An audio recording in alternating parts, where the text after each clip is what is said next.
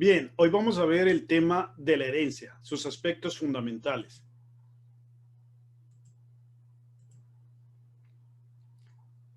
Vamos a encontrar, cuando analicemos el mundo real, que existen múltiples entidades. Todas ellas pueden estar organizadas en forma jerárquica. Esto es, que unas pueden ser composición de otras o unas pueden ser del tipo de otras de nivel más superior. En el caso de la jerarquización tenemos dos tipos de ella. La primera es la clasificación, la segunda es la composición. La clasificación se refiere en el contexto de programación orientada a objetos a la herencia y la composición igual, que vamos a referirnos que tenemos una entidad muy grande, de orden muy grande y que es el todo y que a su vez tiene subcomponentes, que serían las partes. Vamos a ver un ejemplo sencillo de lo que es la clasificación, donde nos indica que es una especialización de otros.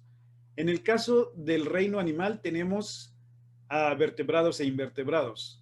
Luego tendremos que dentro de los vertebrados vamos a encontrar aves, reptiles, mamíferos, etcétera. Y que dentro de los mamíferos encontramos a los perros, las vacas, los conejos, etcétera. Entonces, este es un tipo de clasificación, porque dice que los perros, vacas y conejos son una especialización de mamíferos. Las aves, reptiles, mamíferos son una clasificación o una especialización de los vertebrados.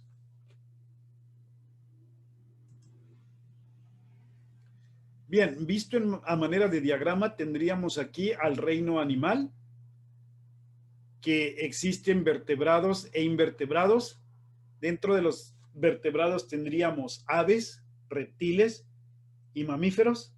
Y dentro de los mamíferos tendríamos caninos, felinos y rumiantes. Bien, haciendo referencia al paradigma orientado a objetos, por los tipos de relaciones que vamos a encontrar dentro de la jerarquización, tenemos la primera relación, que es la de especialización o herencia, que es un canino es un tipo de mamífero, un felino es un tipo de mamífero, un rumiante es un tipo de mamífero, un mamífero es un vertebrado, un reptil es un vertebrado, un ave es un vertebrado es un animal y un invertebrado también es un animal. Entonces, pues,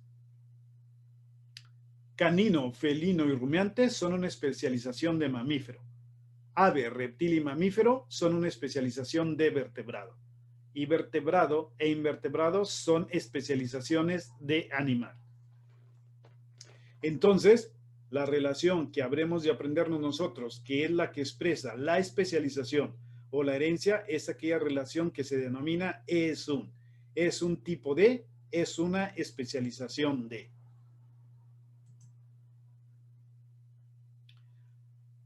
A diferencia de la especialización, existe la composición, en la que, como decía anteriormente, tendremos a entidades que son el todo y a entidades más pequeñas que están dentro del todo, a las cuales se le llama parte. Por ejemplo, tenemos el sistema respiratorio del humano, en el que podemos decir que los pulmones están dentro del aparato respiratorio y que dentro de los pulmones encontramos a los bronquios y los alveolos, ¿sí? Entonces, en esta jerarquía de elementos tenemos composición, porque donde unos órganos forman parte de otros de carácter más superior. Entonces, a más profundidad de jerarquía, no significa que los elementos o las entidades van a ser tan sencillas como un atributo nada más, no. Cada entidad interior es lo suficientemente compleja para considerarse una entidad que es un compuesto también a su vez y que forma parte de un compuesto más grande. Bien, veamos aquí en forma de una imagen lo que sería la composición del sistema respiratorio. De manera muy general tendríamos la nariz, la faringe, la laringe, los alvéolos, los bronquios, la tráquea, los pulmones y el diafragma. Haciéndole un corte más profundo, tendríamos aquí una ejemplificación de cuántos subcomponentes hay dentro del componente general, que sería el sistema respiratorio. Entonces, dentro de los pulmones tendríamos que hay bronquios, bronquiolos, que serían bronquios de diferente nivel, y que existen muchas otras partes dentro de cada uno de los componentes significativos. Entonces, aquí vemos cuán complejo es el sistema respiratorio porque se forma de todos estos subcomponentes y, por ejemplo, a nivel de los pulmones, son lo suficientemente grandes para que podamos subdividirlo en otros componentes que a su vez tienen una complejidad significativa. Y dentro de cada uno de ellos, por ejemplo, vamos a ver aquí que la tráquea también se subdivide en entidades lo suficientemente complejas. Y en el caso de los pulmones, pues los bronquios, tenemos que cada bronquio es una estructura lo suficientemente compleja que en esta imagen vemos que al menos tiene citados aquí 3 componentes distintos, que a su vez podrían ser todavía entidades donde cada una de ellas tiene atributos que lo hacen diferente a uno del otro. Entonces, pues, como vemos, en el caso de la composición, tenemos que hay un todo, como en este caso el sistema respiratorio, y que luego hay partes que forman a ese todo. Y esas partes son lo suficientemente complejas porque se subdividen igual en entidades de nivel más inferior, pero no por eso no tienen una estructura o una complejidad lo suficientemente significativa. Bien, entonces, en los aspectos específicos de la herencia ya relacionados con la programación orientada a objetos, la herencia es un mecanismo exigido en cualquier nivel de lenguaje o en cualquier lenguaje de programación orientada a objetos. Gracias a la herencia se pueden establecer jerarquías entre clases y consideramos a la herencia como la transmisión de los métodos y atributos de una clase a otra. Lo vemos aquí.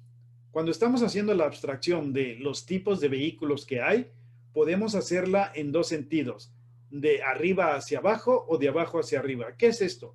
En este ejemplo tenemos 3 clases, la clase vehículo, auto y camioneta. La de orden superior es vehículo y podemos empezar haciendo la abstracción por qué tienen en común todos los vehículos o cuántos tipos de vehículos hay en el mundo.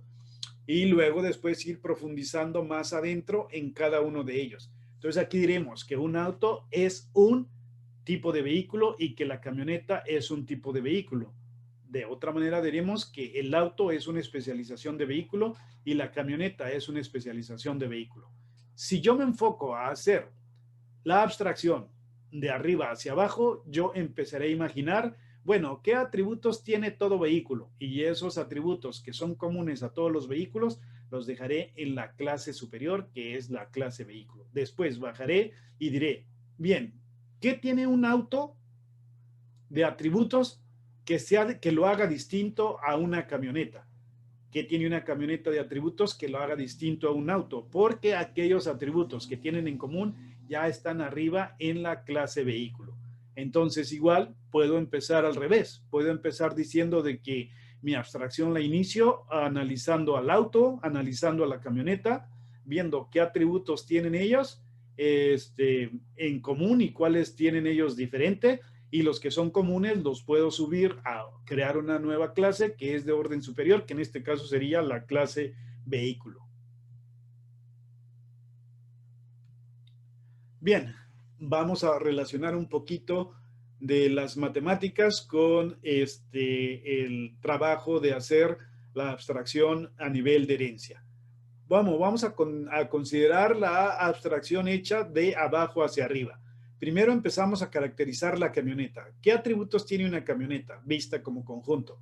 Pues tiene marca, modelo, número de puertas, número de ruedas, velocidad máxima, carga, tara. En el caso del auto también tiene marca, modelo, número de puertas, número de ruedas, velocidad máxima y también si es convertible o no. Sí, vemos aquí que ellos tienen en común 5 atributos de los que están citados. Por lo tanto, no podemos dejarlos así, sino que tenemos que extraerlos y crear una clase de orden superior. Por lo tanto, aquí podemos utilizar el concepto de intersección entre conjuntos y haremos la intersección entre auto y camioneta, en la cual encontraremos que tienen esa intersección, es marca, modelo, número de puertas, número de ruedas y velocidad máxima. Por lo tanto, tendríamos la clase vehículo y ya nos quedarían de manera individual e independiente camioneta con 2 atributos, que es carga y tara, y la clase auto, que si es con el atributo que si es convertible o no.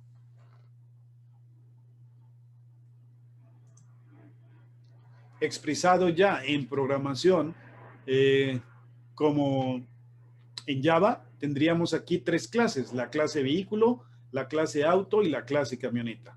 La clase vehículo se le llamará clase padre porque tiene adentro un conjunto de atributos que son comunes para auto y camioneta. Ya en programación, la clase vehículo también tiene su método constructor y los métodos que sirven para asignar valores a esos atributos y para obtener los valores a esos atributos. Se denominan set y get. Y luego pasaremos a tener ya la clase auto, que extiende a vehículo.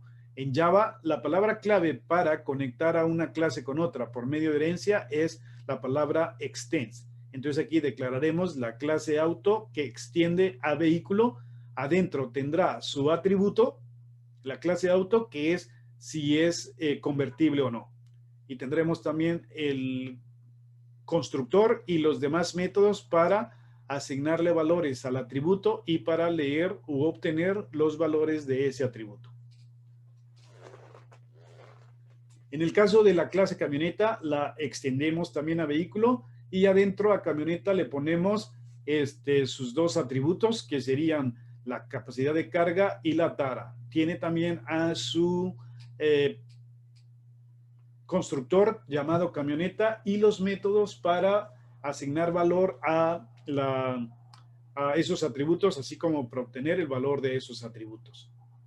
Entonces, la clase vehículo es la clase padre y la clase auto y la clase camioneta son clases hijo que extienden a vehículo. Bien, ustedes pueden hacer un ejercicio por sí mismos en el espacio de tiempo que tengan libre y vamos a ver que van a trabajar dentro del ámbito escolar, en el contexto escolar, y van a determinar los atributos o datos que determinan y que dan la identidad o estado a un profesor, a un alumno y a una secretaria. Habrán de fijarse que ellos tienen atributos comunes, pero tienen ciertos atributos, ya sea de su rol o de su identidad, que los hacen distintos a uno de otro. Mayormente va a ser respecto a su rol, pero también hay unos atributos que le dan identidad a cada una de estas entidades que lo hacen diferente a uno de otro. Entonces van a encontrar esos atributos que los hacen comunes y formar una clase de orden superior, que sería la clase padre. Más se quedarán atributos en alumno, en profesor y secretaria que sean mutuamente excluyentes. Esto es, que no sean iguales en los 3. Y van a asegurarse que los atributos restantes entonces sean propios nada más de cada una de las clases hijo y que los hagan mutuamente excluyentes. Bien, vamos a pasar ahora a ver esto ya en programación.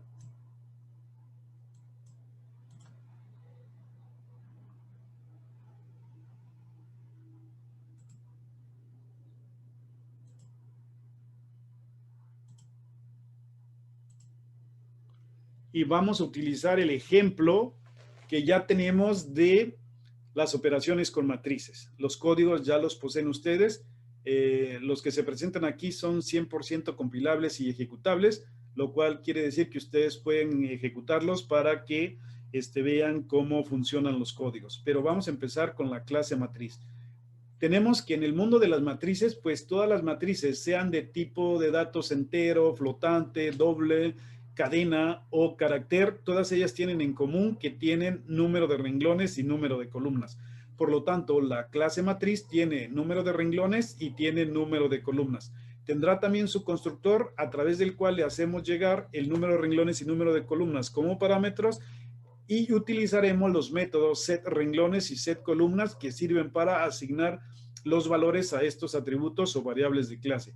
También tenemos los métodos de get renglones y get columnas que nos sirven para regresar los valores que le hemos asignado a esos atributos. Ahora vemos la clase matriz int, que es una clase que contiene un arreglo de enteros y que eso es lo que la va a hacer distinta de la clase matriz float, porque la clase matriz float tendrá un arreglo de flotantes. Entonces, aunque es un arreglo, el tipo de dato lo hace diferente a un atributo de otro. ¿Ok? Entonces, en la clase matriz int es una clase hijo de matriz, por lo tanto, estamos extendiendo a partir de matriz int a la clase matriz.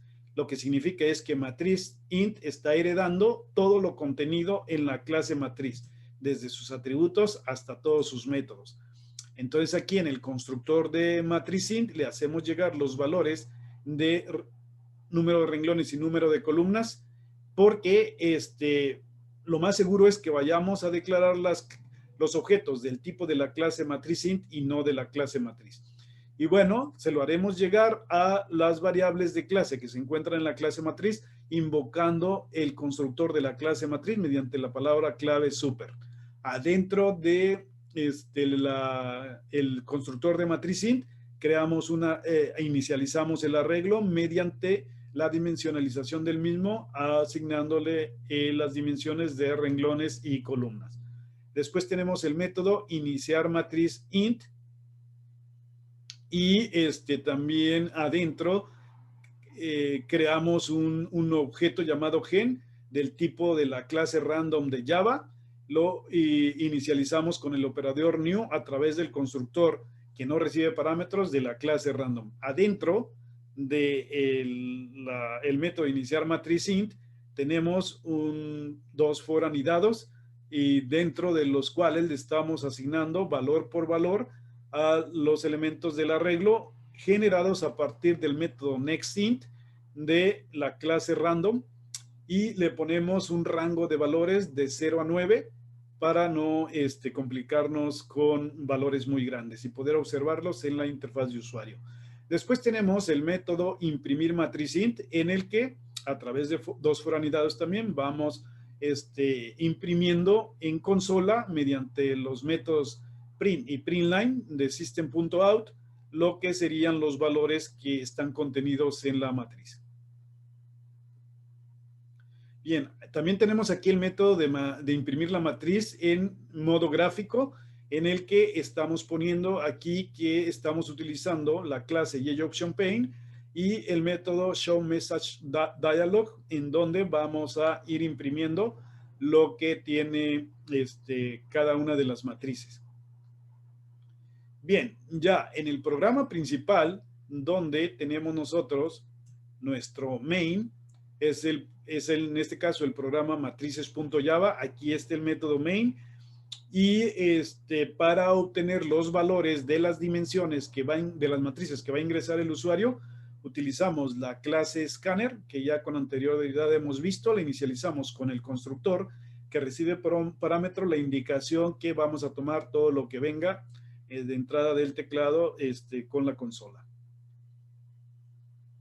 Bien, creamos para el caso de las matrices de entero un objeto M1 del tipo matriz int y un objeto llamado M2 del tipo matriz int. Entonces aquí tendremos que los dos objetos son M1 y M2. M1 representa a la matriz 1 y M2 representa a la matriz 2. En determinado momento en nuestra lógica ya de programación, esos objetos que ya tenemos declarados ahí arriba, M1 y M2, los inicializamos mediante el operador new y a través de su constructor, haciéndole pasar a el número de renglones y número de columnas que nos va a regresar el método capturar entero de la clase captura entrada. Después mandaremos inicializar con valores aleatorios la matriz 1 y la matriz 2. Y más tarde vamos a utilizar los